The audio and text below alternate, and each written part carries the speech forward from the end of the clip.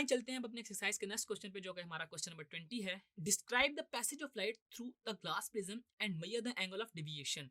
कि सबसे पहले आपने ना पैसेज ऑफ लाइट बताना है ग्लास प्रिज्म में से। हमने प्रिज्म का जो रिफ्रैक्शन थ्रू प्रिज्म वाला एक टॉपिक था, उसमें हमने काफी डिटेल में इस चीज को पढ़ा था कि इमर्जेंट रेस क्या होती हैं और इंसिडेंट रेस क्या होती हैं, और वो कह रहा है इसको दोबारा से रिकॉल करवाएं। अपने एक्सरसाइज क्वेश्चन में हम देख सकते हैं, आप देखें कि आपके पास जो इंसिडेंट बीम है, जो पिंक कलर में आपको नजर आ रहा है, ये निकलता है, यानी कि ये इंसिडेंट रे कहलाती है। और ना ये ना जो ही प्रिज्म के अंदर आता है, तो ये ना नॉर्मल से ना बिल्कुल ना इस तरह डिविएट होता है और बिल्कुल पैरेलल हो जाता है अपने थर्ड साइड वाले जो प्रिज्म की है, जिसको मैंने डबल लाइन लगा दी है। अब होता क्या है कि इसमें एंगल ऑफ इंसिडेंस और एंगल ऑफ रिफ्रैक्शन बन रहा होता है, और जो ही हमारे पास ये जो लाइट है ये प्रिज्म के अंदर स्ट्रेट फ्लो कर रही होती है, तो इस पॉइंट पर आके ये जो पॉइंट है जिसको मैं टिक कर रहा हूँ, यहाँ से हमारी अगेन ना डिविएट हो जाती है नॉर्मल से, और यहाँ पे जो एंगल बना होता है वो ई बनता है, और इसको एंगल ऑफ इमरजेंस बोलते हैं। ठीक है, इमरजेंट रे भी होती है, एक इंसिडेंट रे होती है और एक इमरजेंट रे होती है।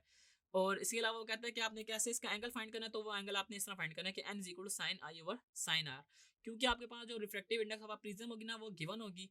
अगर नहीं गिवन होगी तो वो ग्लास की हमें समहाउ ऑलरेडी पता होती है। जबकि एंगल ऑफ इंसिडेंस और एंगल ऑफ रिफ्रैक्शन के अंदर वेरिएशन के जरिए आप इसका जो है एंगल ऑफ इमरजेंट और एंगल ऑफ इंसिडेंस भी फाइंड कर सकते हैं।